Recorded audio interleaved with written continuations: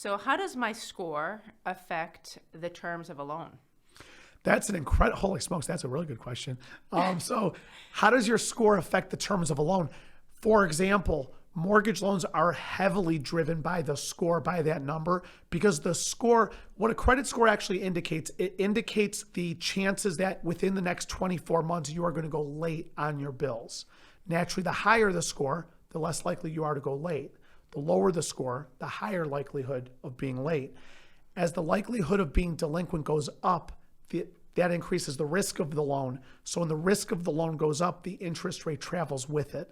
So the lower your score, the higher your rate. Now, to be fair about it, even with a super, super low score today, you're in the 4s or 5s maybe.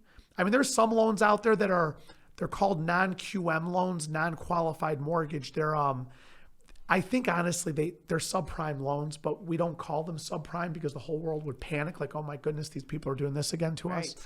But non-QMs, those interest rates go up into the 6s and 7s. Now the truth is, I don't think necessarily 6s and 7s is bad when people have, my first mortgage I took out back in the late 1990s was at 7.5, and I used to brag about that interest rate to people.